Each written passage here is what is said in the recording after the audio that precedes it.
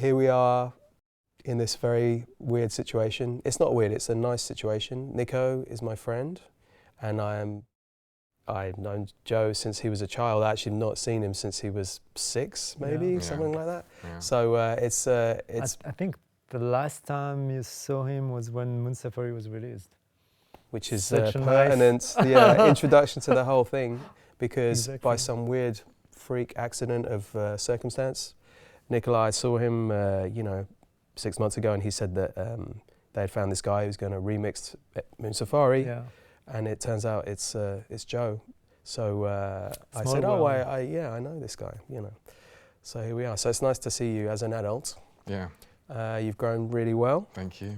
And I haven't actually heard the record. I was trying to get a link before we had a chat, because I'm fascinated. Oh, okay. Because the other thing is I followed what you've done, and I'm a fan of your work. Yeah. It's really, really good. And when you told me that you found this guy, I was like, oh yeah, it's really good. Yeah. So I knew that you were in safe hands. Cool. But how did you find each other? Basically, the main idea was to do to give another version of Moon Safari, but with one person, not ask different people, because when we were recording Moon Safari, and a few years before that, we used to listen a lot to the Massive Attack remix album by Mad Professor. Oh wow! And so we say, with Mark, we say we should do something like that. It's amazing. It's a great idea, and we loved that at the time. And then we were looking for some people, and because so we had 3 names in mind, and then we did this Zoom conversation, and everything went so smooth and with Joe that's and also because we were listening to some music. So everything, all the lights were green, Yeah, and, all the lights were green. So you just had a conversation. You had a Zoom. Yeah. Together. In the Barbican Center. I was there. Yeah. Yeah, it was. That was so cool. That was a sign, What about you? Are you? Presumably you have to say that you're a fan of Air, right? Yeah, no, That's I contractual. am big fan. Yeah. No, it was great. When I was told about it, I was like, wow, this would be amazing. Yeah. I just didn't even know that sort of thing was possible. So I was like, okay, I have to do this really well. And I was surprised that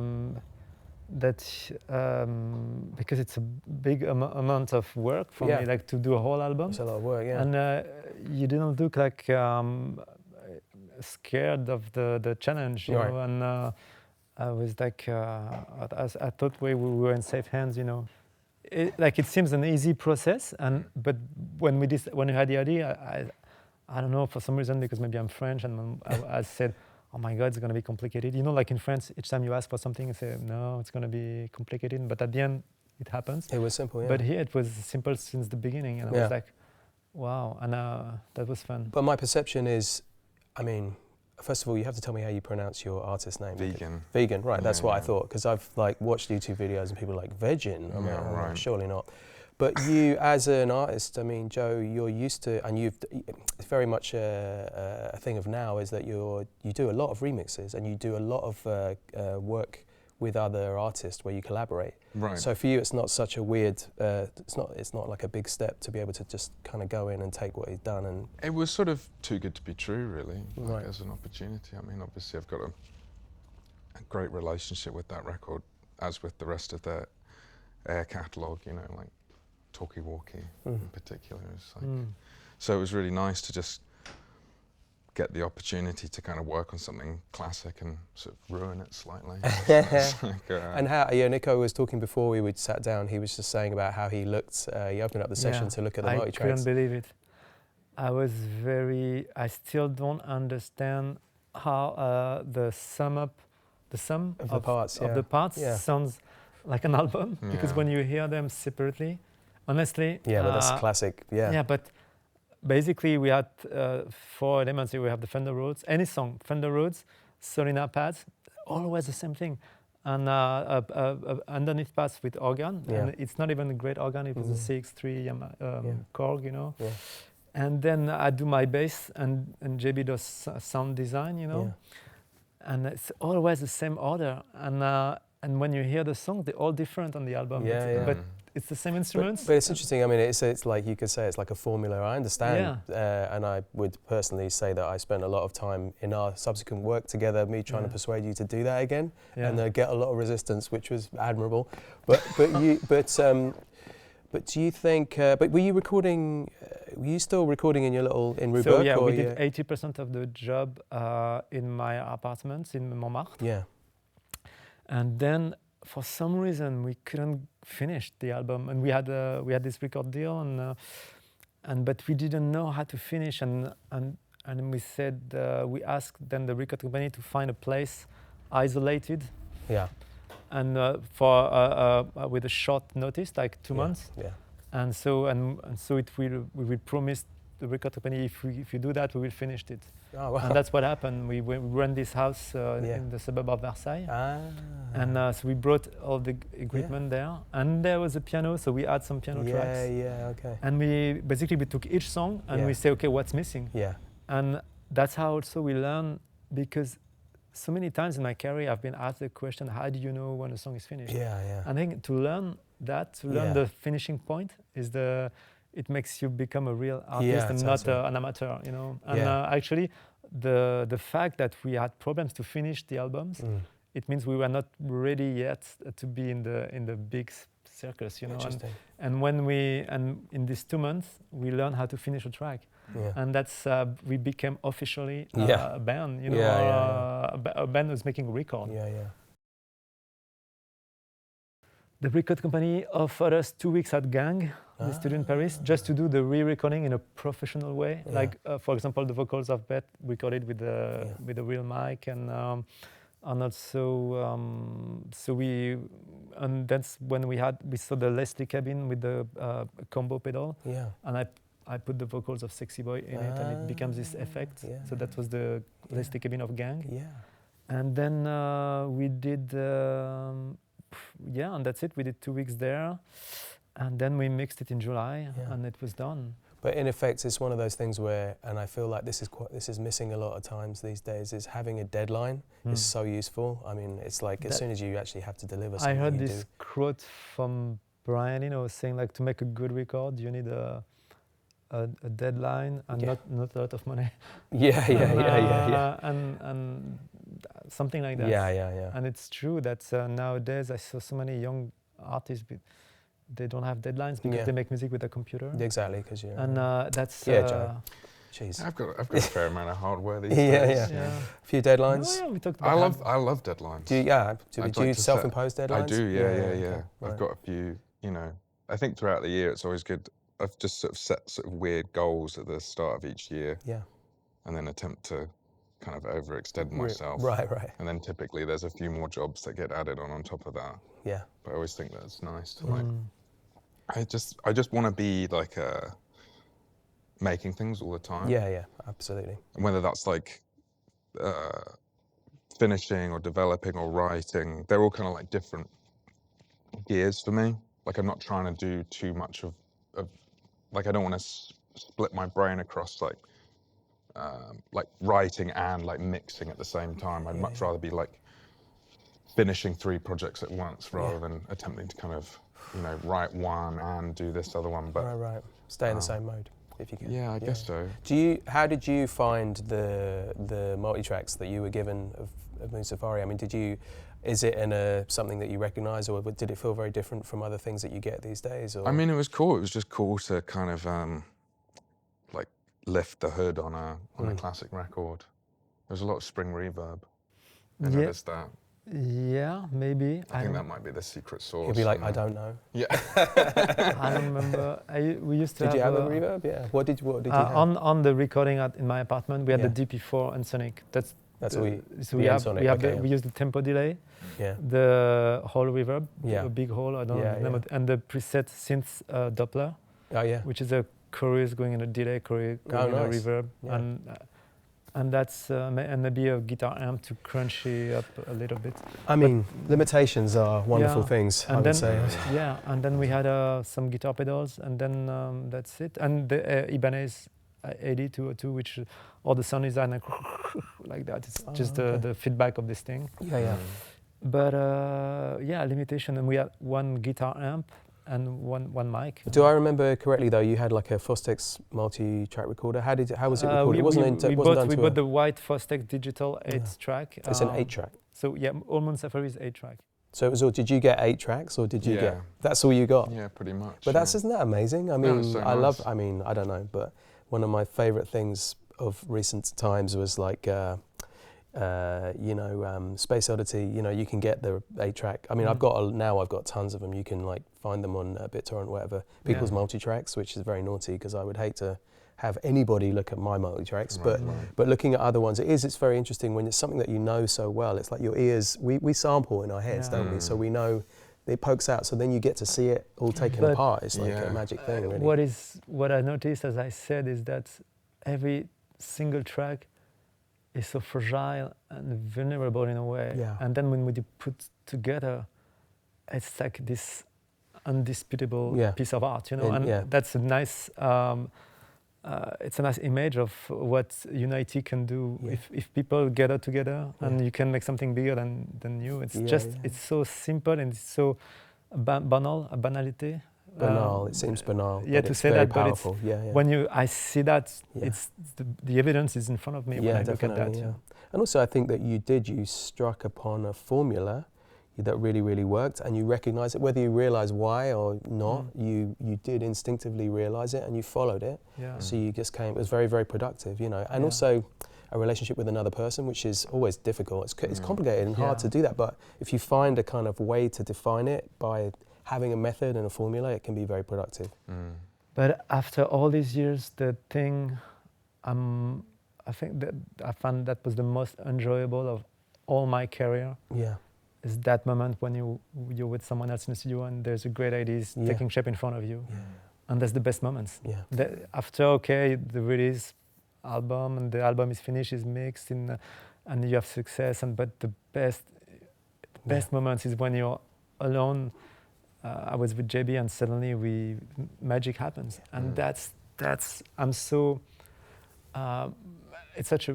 it's the best moment of my life in terms of I was happy to live that moment. I completely understand because I've had exactly the same experience. After all these years, that finally, this is the things we are happy to going through. It's like we do all this, and to live. That's the best part of being an artist. Is just. So why have you always just pretty much worked alone? If like, you know, this thing we're talking about of like, I mean, I don't really know how you work, so you can tell me to shut the fuck up on an idiot. I don't know what I'm talking about, but I mean, one of the people that I sort of work with on the record, this guy, John Keek, who's sort of amazing instrumentalist, but I'd often find like, there'll be moments where I'll be like, oh, this would be so perfect here, but maybe I don't have like the technical ability to be able to do that myself. So, you know, I find like these other working relationships with other people is, I often think about like making music as sort of like sculpting in a way, like you're kind of like making a sculpture. And I find that often like I'll get caught up in this sort of one side of it, and then introducing somebody else into that, they can kind of show you this whole other side of it, and then you're able to kind of like embellish it even further. I mean, I've been doing this collaborative project with my friend called Headache. I'm a big fan, by the way. Thank you, it's genius. It's very funny. It is very funny, but that's part. Do you know this thing? It's like I had some questions about that because it's music, but it's an AI voice, or is it? It's an AI voice, but it's all been written. Yeah, obviously, It's like the way that I understand those things work is you have to start with a real voice, and it just modifies it to sound like Paddington Bear. Well, we kind of we've sort of it was a really interesting thing about like how it kind of came about, which was Francis and I were just kind of like working from my flat, and we live very close to one another. So I was to him, I was just like, oh, let's just try something. It'd be really funny. Yeah. And we were sort of like making these like, you know, there's just these sort of silly songs where like he's singing on the microphone or whatever. Yeah. And then I can't remember what it was specifically, but we were in a cab going somewhere, and there were these like memes of like, you know, this sort of like, it'd be like a Biden like talking, you know, it was like his voice, but it wasn't him, obviously, it was all fake. Oh, and, we were just like, oh, this is great, let's do this. Yeah. So we kind of wanted to make like the least likable character possible, you know, which is this guy, Headache, who's sort of like upper aristocratic kind of English guy with too much money to have ever suffered any real consequences. And we were like, oh, we'll make this, and then, you know, we kind of based the voice off of a bunch of different British actors, and then... It's Ben Whishaw. It's not. But it sounds like him. It's close, but it's not him, yeah. Okay. But we would, and then, yeah, we just sort of were like, oh, let's make this really unlikable guy, and then we kind of, yeah, it was really fun. We were just like, this is so funny, we'll just put it out. Because yeah, Francis had this idea of having a band called Headache, and I was just like, oh, that's great. We'll do that. And then yeah, it turns out everybody's really down bad, you know. Everyone's just really loved it and found it really relatable. It is very funny, and even you don't need the backstory. The backstory is like, my question was about like more sort of technical stuff, because sure. No, I'm not. I'm really interested to hear about it. But the it's really funny. But it's like a monologue. It's a bit like it's music with monologue. Yeah. And the guy, it's fun. It's funny and like a stream of consciousness. Yeah. But it's done in I swear, like obviously I'm not right, but it sounds to me it's like it's like the act. It sounds like the actor who voices Paddington Bear. Mm-hmm. So it's a very kind of neutral, like British, and that's like intentional or unintentional, whatever that is. It's like it does something weird to your brain. And I love it. Anyway, so it's kind of getting traction. It's doing it. It's doing a little. It's good because it's a really good vehicle for the music as well. Yeah, it's sort of a weird juxtaposition that's kind of genius. It's like something very unusual about it. Anyway, so that's. I'll refute that claim, but you know. Well, for me personally, sure, I love it. Yeah. Awesome. Well, I'm glad that I got to ask you about that. Could you say like highlights or anything particular like that you enjoyed doing off Moon Safari? Yeah, I think it was sort of because I kind of attempted to work on it like chronologically. So by the end, I kind of like started to relax, you know. And I think that the end of the record, it starts to get even further away maybe from the original recordings. And by that point, it suddenly became really fun. And I was trying to, you know, kind of put in other nods to other moments from other Air records that weren't specifically on, you know, Moon Safari, but sort of point back to whether it's Pocket Symphony or Talkie Walkie or whatever. It was like, oh, how can I kind of allude to these other sort of great moments in these other records? I mean, it was a lot of time like MIDI programming on some of the songs, just trying to get all the chord voicings correct. And yeah, I don't know, I was so caught up in doing it. Yeah.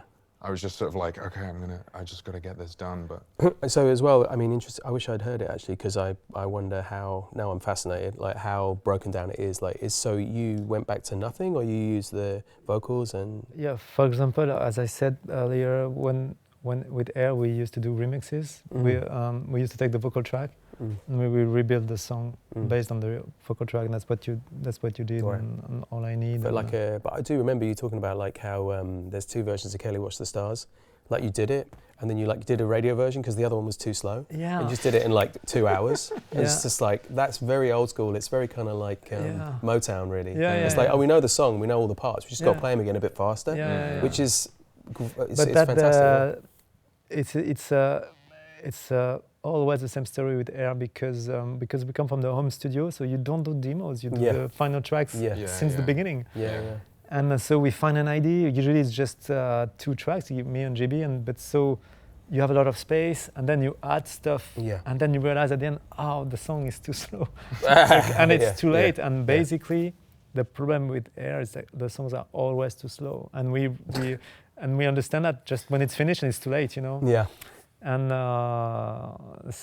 but for Kelly it was a problem because we did this kind of hit single, Sexy Boy, and then they released Kelly Watch the Stars, but Kelly Watch the Stars was obviously too slow to go on the radio. And there was so Kelly Watch the funny thing is that when you go to see an Air concert, you feel like, oh my God, they only play hit singles, but in fact, only a couple of tracks in a whole career made a hit, really. But the thing is that when you hear because the compositions and you know the songs because you listen to the records, so the audience know the songs. So when you go to a concert, you think like we only did massive big hits, but honestly, 90% of everything I worked on my life was not successful, you know. No, but it's true. Not in terms of not framed that way. No, but that's the thing about this record is about the original Moon Safari. It's just it was like it was ubiquitous because it had this kind of appeal and it was different. It sounded different, and it was everywhere. You could hear it everywhere. Yeah, but remember, you're talking from an English point of view, and for some reason, this album had a big following here in England, and that was very. Because we've got good taste.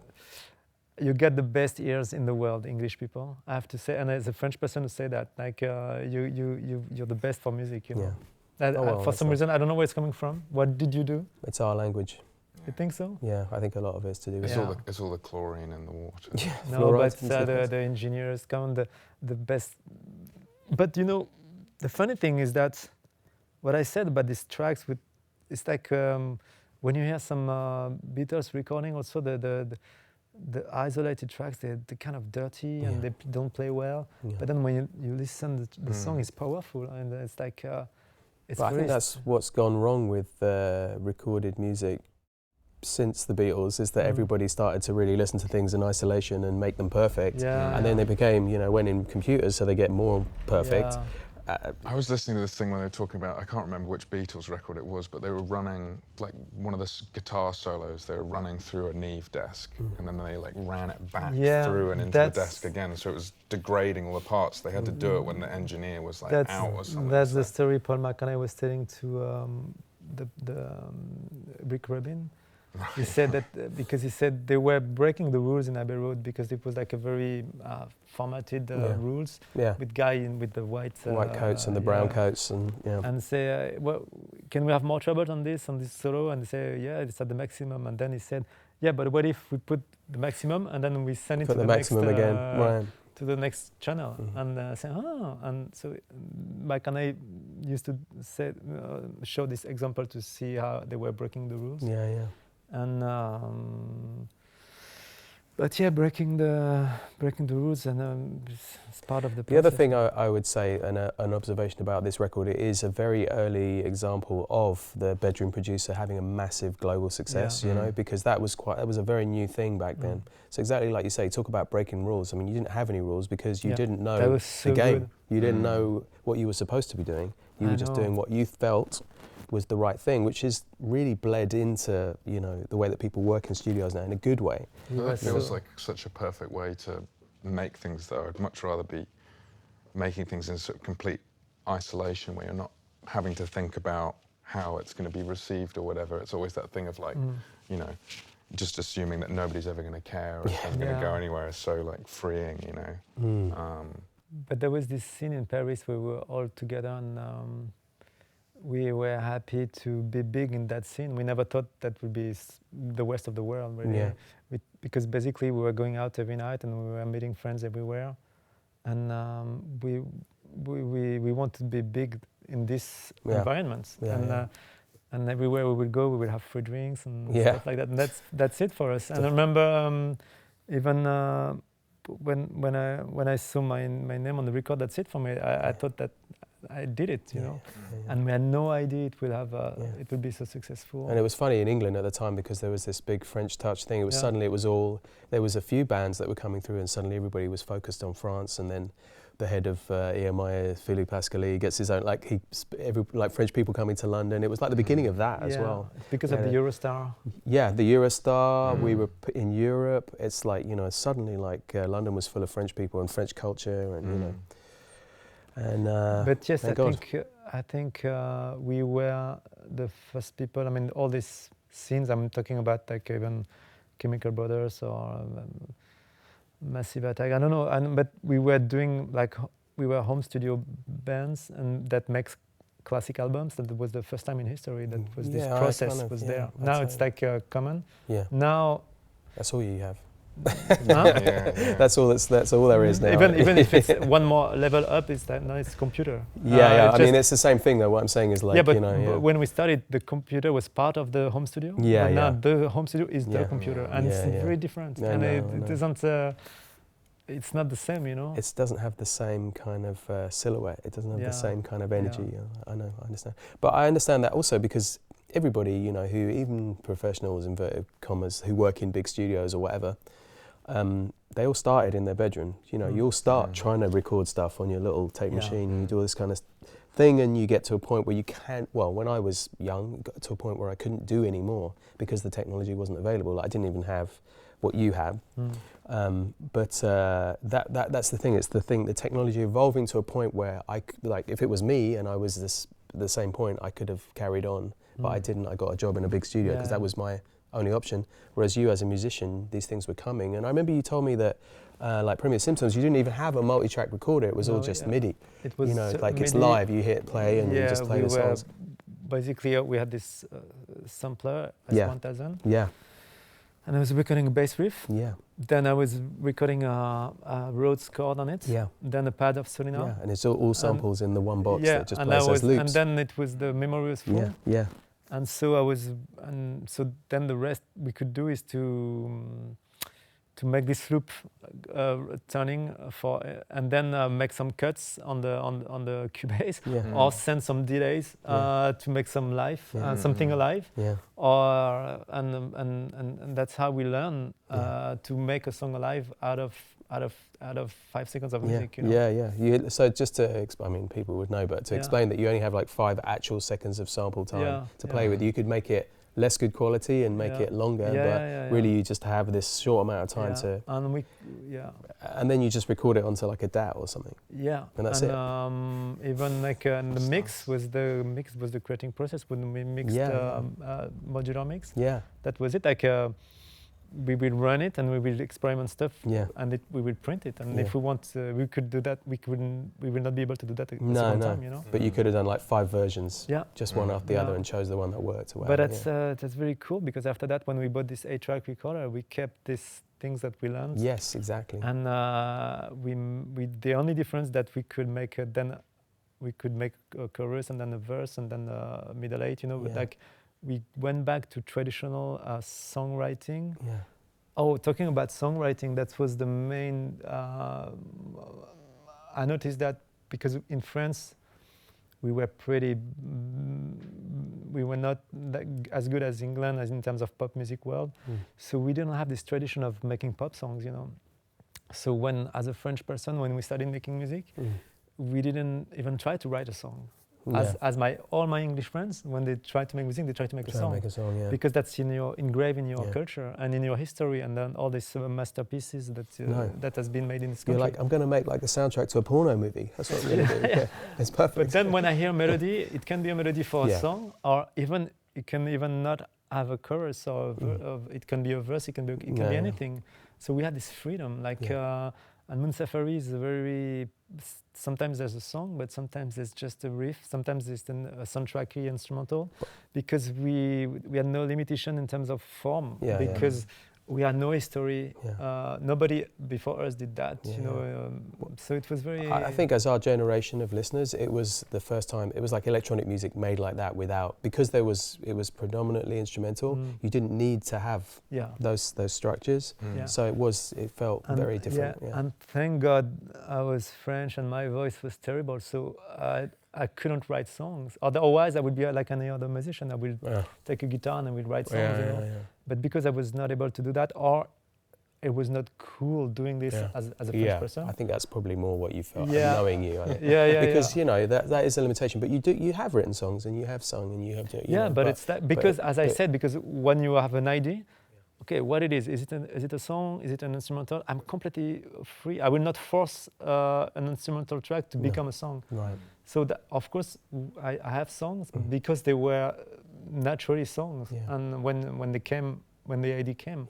But if the idea come and it's something else, and the great success of Air is that people listen to the record like it's a pop album, but they don't even notice. They don't realize. Yeah, I know. And we make them swallow the pills without they notice it. That's right. Yeah. I mean, for you two, how much do you feel that like when you're working on stuff, it's about getting out of your own way, you know, like moving out, just trusting the instincts and not like thinking about it too much. I mean, that's often how I find that the best work is coming from me, but I mean, is there like a lot of thought that's like conscious thought that's going into it? I mean, my observation, for myself, certainly everything is about your feelings. You know, it's all about feelings and emotional reactions to things. And it's also a lot about kind of creating stuff in a kind of vacuum and recognizing something that resonates and like picking up that thing. So engineering those things to happen. And my experience working with Nico is you're actually very specific about what you don't like, what you do like, you know, and also he's a really amazing musician. So, you know, there's always like very kind of defined ideas, I think. And it's like watching you kind of come up with ideas is like a different, you're very like but it's very funny because you say I'm a good musician, but I remember when I was a child and I was stepping in my bedrooms, my grandbrother bedroom, and I was watching all these LPs, you know, like the Police, Talking Heads, and I was reading it, and I said, I want to make a great record. And then that was my dream. But then for that, you need to write a song, you need to learn to play an instrument. But I never considered myself, I'm a guy who wanted to make a great record. Yeah, but you know, I'm sorry, but like everyone I know says the same thing. I mean, nobody is like, I'm a great musician. Yeah. But you're so musical, like, you know, just coming up with the bass lines, that's such a musical, that simple act, you know, and they're so iconic and memorable, and that's the thing, that's the melody. You know, those are because you know, you don't think of yourself like that, but I could, you know, I'm sitting over here, I can see you, and I know what it is. So, but then I struggle with that when I go on stage because I'm still in that mindset. I'm still considering myself not as a musician. That's why I feel uncomfortable. You mean technically you don't feel like you're a good player? I think I'm a studio person. I'm not a musician. So you're not in Toto, you know. You're playing your music though, and it has your footprint. I agree with that sentiment though. Yeah. I feel like it's very different when you're recording in the studio. It's just sort of like about getting an idea across. I think the problem we encountered, all this scene of the late '90s, like we were all studio people, I know my friends, Daft Punk, Air, and Phoenix, even the other electronic bands like Chemicals Brothers and even Massive Attack. For me, it's that they're producers, you know. But then the record companies, they sold us as artists, we had to go to do promo, to take pictures, and but it was for me the big whatever you say, it was a big misunderstanding. We were not. I didn't feel like Mick Jagger or David Bowie. I don't have that in me. And, because you really just wanted to make a record. Still, so it was. But for 5 years, they took people like me and they sold it as a band. But it worked. Yeah. Because they did they did their job. You did your job. Yeah. But also that's the other thing about Air. It was very understated, but your aesthetic was really, you know, the guys on Safari. I don't know. Like it looked really good. And I remember the first time I met you was when you came to LA and you were coming to do the video for Kelly Watch the Stars with Mike Mills, you know, very like good choice of people that you work with. You're very kind of the bar is very high artistically in terms of all the visual elements. You know that really contributed to the whole thing because you know you're a man of taste. You know you kind of. I had nothing to do with that. It was not Mike Mills. I didn't. No. I know, but I'm just saying it as an overview. It's like you gravitate towards things you like. You're never going to do something you don't like. Yeah. So you would reject it if it wasn't cool. That's all the tension, but that's the hard point. That's the hard part. But everybody says that about like nobody likes to do promo. Like we were just talking about that before. You don't like to do promo. I hate nobody because you're being asked to sit and talk about yourself, which is like nobody's comfortable doing that. Or if you are, there's something wrong with you. Or even worse, you're being asked to sort of explain how things happened. I hate it. I hate that. God bless these journalists, you know, but they don't. Well, it's not the point, is it? I mean, the point is like you make this thing that people are supposed to hear and make their own like judgment about. And I just think I don't want to. It's like when I go into an art gallery, you know, I don't want to read the blurb. I want to experience the work first and be able to get like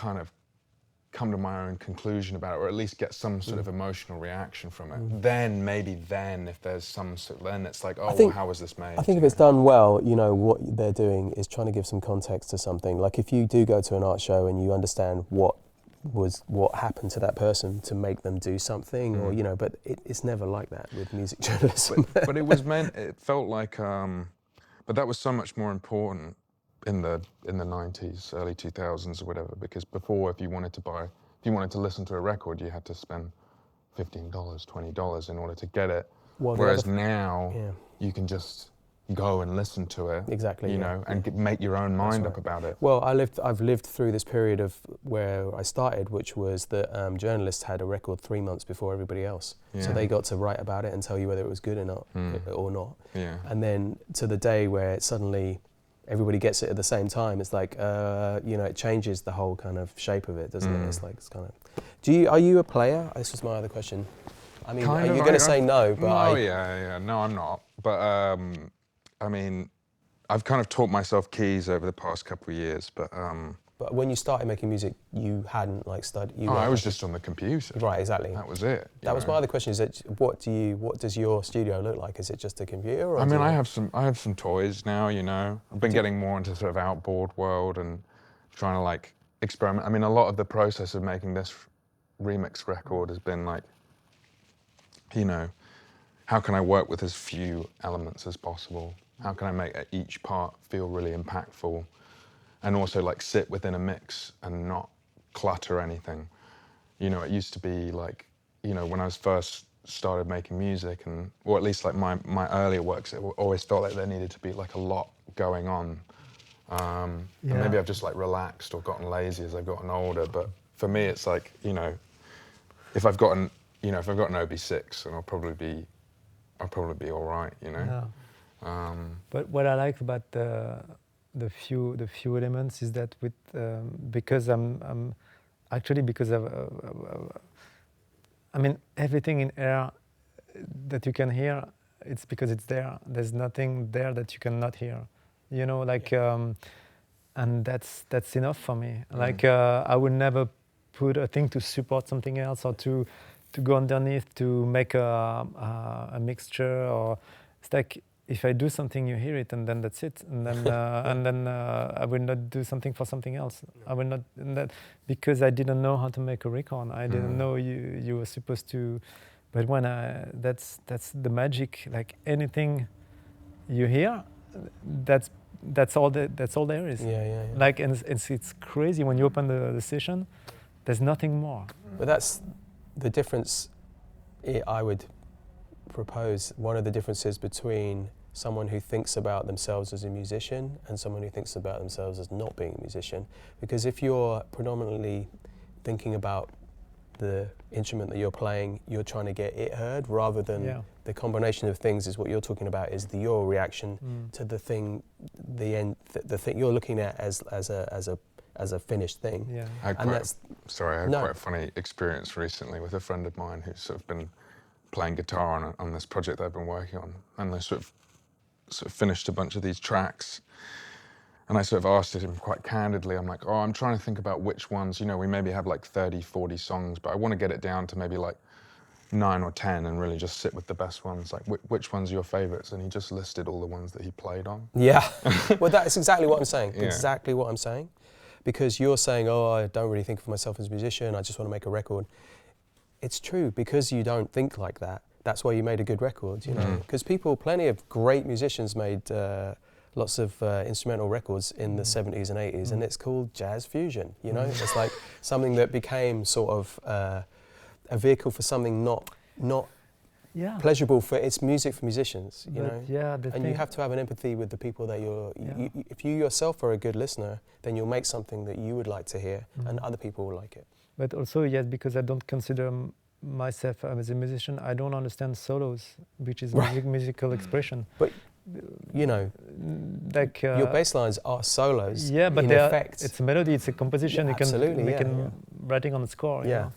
But like George Harrison solos, they are melodies, you know. Yeah. And for example, I love jazz, but once they start the chorus on it's like I lose it. It's not me. I like structure, and I like the way elements are built together. And just for me, a musician who express himself, it's not me. I'm not interested into that. And I don't say it's bad. I just say I'm not connected. I'm lost in the way, you know. I mean, even from like an engineering standpoint, I feel like the best engineers are kind of invisible or whatever, or like, you know, the best producers, because they're never getting in the way of any of the ideas. They're just sort of helping to facilitate whatever like creative process is like happening in that moment. Because I feel like that's almost like a lost art now. Like everybody's got to have like some sort of crazy opinion about what's supposed to happen, you know. And like even looking at like people working on like mixing desks or whatever, and how like the art of like balancing, like having a balancing engineer that would be there just to kind of like control the levels of everything as it's being recorded, so it can all be done at source rather than sort of like needlessly like EQing stuff like later on. Just feels so much more kind of authentic to the process, or more organic. So the funny thing now is there's so many different versions of what that is now. You know, it used to be a lot clearer. You had an engineer and a producer and a studio and a band playing in there, and we were in here, and that, you know, and it's become like so convoluted. And actually, Air is a good example of that whole system breaking down when it becomes like made in a bedroom or made in someone's flat, you know. But yeah, you're right. It's like if you know, for them, I mean, my perception is like those people do generally get in the way. Like if you had somebody there trying to tell you to turn up the roads, you'd just be like, it would like be an obstruction. Whereas suddenly not having to have that system in order to make music. Like when I started, you needed to have a mixing desk to mix two things together, you know, like to hear a bass and a guitar together. Like you couldn't do it, you know. So you had to go into a studio and spend money and have personnel and whatever. And the evolution of those obstacles disappearing as it's become easier to work because of computers, basically. It's a fascinating thing, because it's like really given oxygen to some part of the process and taken it away from another part of the process, you know. So these people who were maybe just a balance engineer might do something that contributes to the end thing, you know. It's give and take. It's very weird. But what traumatized me when I went in a professional studio, when the record company offered us the 2 weeks in gang, I couldn't understand the concept with having 2 rooms.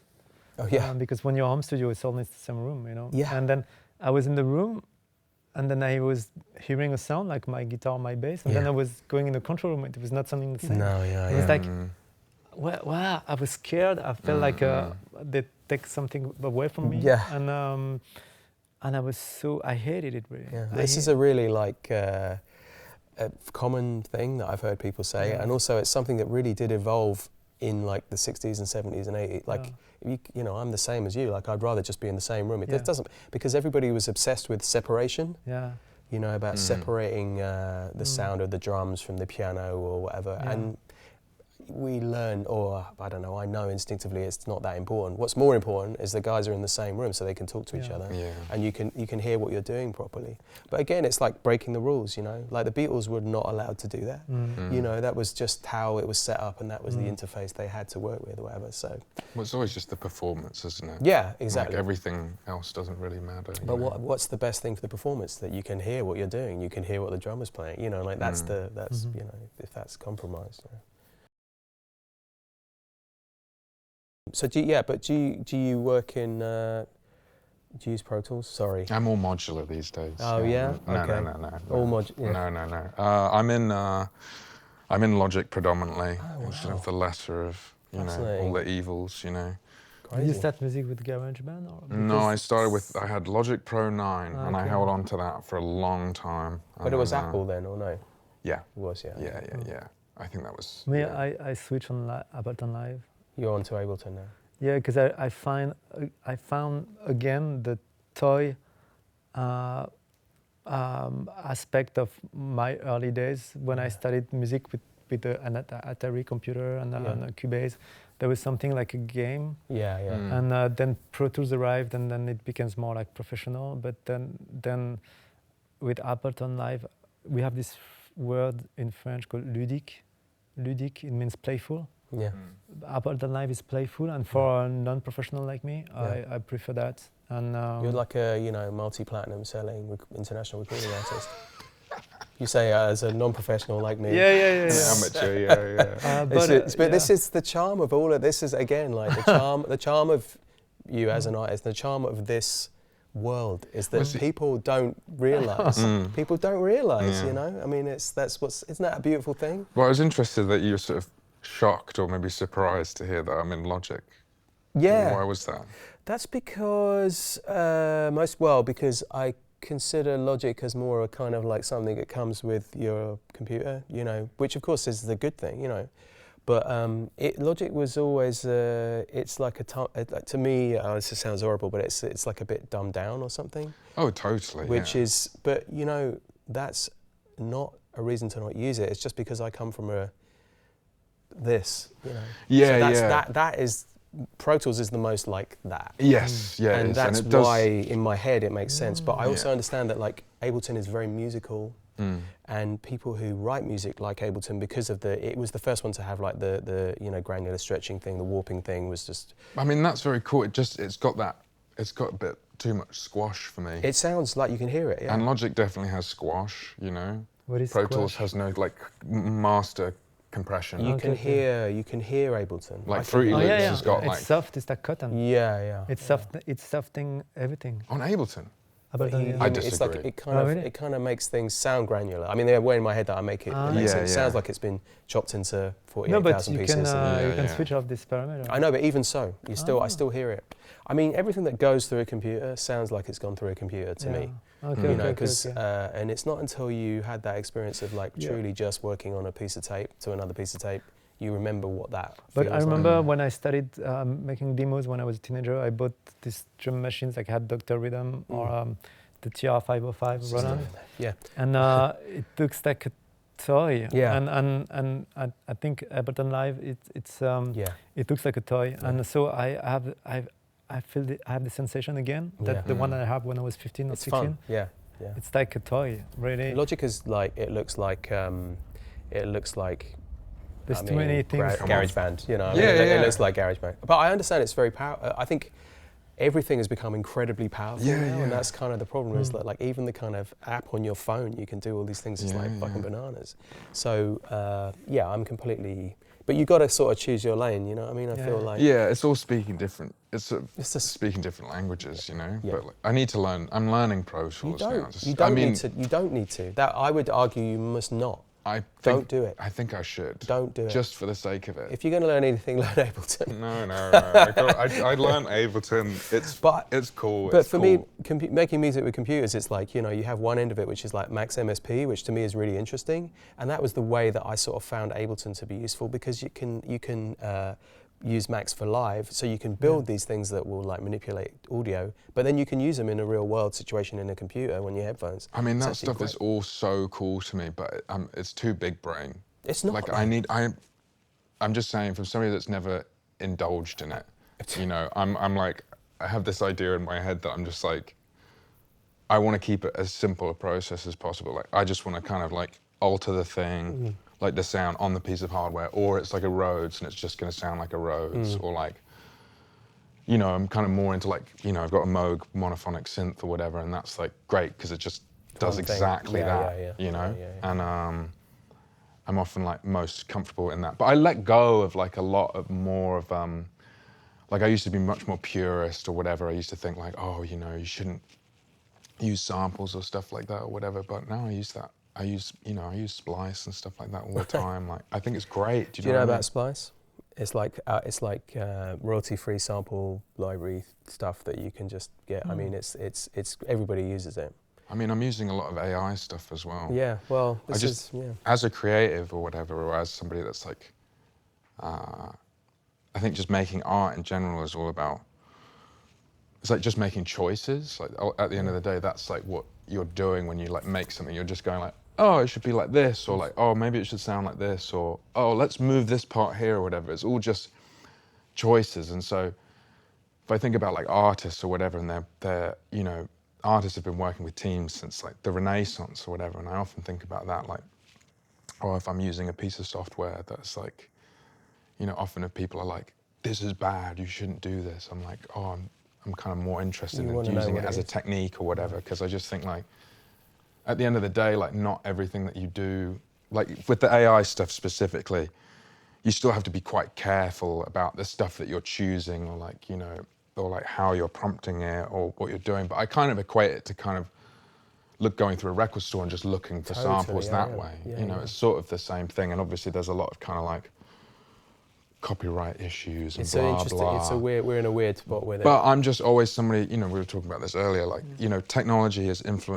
always, with music, it's always been at the cutting edge, like Completely. literally in terms of like even how it's marketed and Consumed, distributed yes. and exactly. And so I'm just like, anytime anything new comes along with in music, I'm always like, oh, let me get into this. Like even like using electronic music as like a vehicle, it's like, I'm not always making electronic music, but I find that's the easiest way to like kind of describe what I'm doing, because it's sort of like, there's so much less expectation of like what you're doing. Like even if I'm working with a band or something, I still might say it's like electronic music, because I just think there's like so much more scope and less like barriers to entry. Obviously like the limitations of like a 4-piece or whatever is super interesting, and just in terms of like what you do with that and like how you make it sound. I think with electronic stuff, it's like, you know, doesn't need to have lyrics, doesn't need to have any recognizable sounds in it, doesn't even need to have drums, you know, it can just be whatever you want it to be. No, I think you're right. And I think the thing about AI is it's very scary, because it's a big sort of, nobody understands what it really can do, and everything that we see is terrifying. I think it can be a really valuable tool. That's what it's going to be. It's going to be a tool to be able, and you have to embrace it. We have no choice, because it's there. So just use it, you know, using it to do things that were impossible before is the way to use it. Yeah, yeah. You know, I stopped worrying about, I used to get very upset about streaming and that version of technology progressing and changing the way that we consume music, because I felt I saw the detriment to people's livelihoods that it created. I mean, it destroyed the whole culture of recording studios, really, you know. But I got to a point where I realized that that version of technology progressing was having far more sinister outcomes in the wider picture to like really worry about fucking making music. It's like, it's fine, this is how it is, this is what's going to happen. AI is terrifying as something that can like manipulate governments. That's bad. But like helping us like make music, maybe there's a positive side, you know. Well, you know, if you're really dyslexic, formatting emails. Yeah, you know, exactly. like Writing that, your like, thesis for you. Yeah, I mean, look, like there's, you know, but I think there's still, but for me, it's like computers have been beating people at chess for maybe over half a century now. It's still not really important, you know. It's like, to me, it's still much more interesting who's the best chess player, you know. And I think that artistry will still kind of exist regardless, you know. I'm actually kind of interested to see, like, without getting too philosophical about it or whatever, you know, it's like if we're, there's the argument or whatever that, you know, we're made in God's image, let's say, you know, and then with AI, it's like, it's sort of, we're making it in our image. It's still a technology that's based off of like, you know, all this sort of, you know, these large language models or whatever. And I'm not even positioning myself as somebody that knows a lot about the actual technology of it. I just feel like we're at the kind of bottom of the bell curve with where it's going to go. Like even something like when MP3 format compression first came about and stuff like LimeWire or Napster or whatever, people didn't have to understand how a peer-to-peer network functioned. Yeah. But they could go on and they could get the music that they wanted, you know.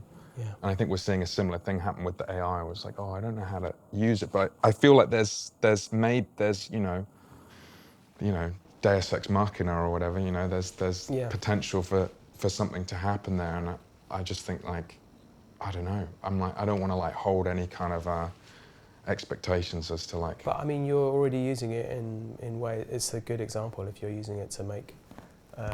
We're getting like a wind it up 5. Yeah. Oh my God. Yeah. Anything you want to say before you get terminated? Oh no, I'm fine. Yeah. And nothing. I Nothing think, about writing lyrics. It's Sorry. talking about writing. Yeah, It's hard to find something to say sometimes. Oh, yeah, yeah. No, yeah. because you are. Yes, that's true. Yeah. Do you like? I mean, do you like what Joe has done? I mean, it's a stupid question, but I have to ask it because this is what we're here because talking about. which is really pissed me off when I did remixes. Yeah. The people call that remixes, but we didn't remix nothing. Yeah. We just made make song, new yeah. songs. So that it's all about so many times he changed the keys of the track, or he transformed something major into minor. Yeah. And, so it changed the bass roots, and so it's more like a reinvention. Guys, I can't wait to hear it. Yeah. I mean, yeah, seriously though. I mean, that's great. Yeah, and I think, do you think that you would do it? Do you think this goes on and on and on? I mean, you could someone could come along and reimagine Joe's version. You know, it's like this thing where you're constantly. Cool. Do you see what I'm saying? Like, if you're retaining something that identifies it as the song or the track, it's like, where does it end? I just think in general it's. I mean, thank you very much for the opportunity. You know, it's like a great Thanks for experience. accepting the It's a great challenge and honestly a lot of fun. And I just think I kind of wish more people would do it. Right. I think it's kind of like, and maybe this sort of thing will happen more in general. But I just think it's. I think it's really. I'm sure of the choice we had to do the whole album and not a song. Well, that makes it kind of more.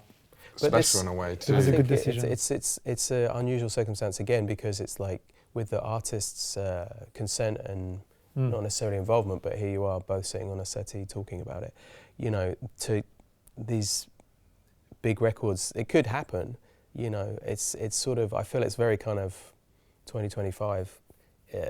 With the greatest respect to all people alive in 2025, like it's a very kind of it's a fertile territory, isn't it? I mean, especially talking about AI and everything, all these things rolling together. It's like music can last forever. This is what we're discovering because music from 60 years ago is still as prescient as it ever was. In fact, more.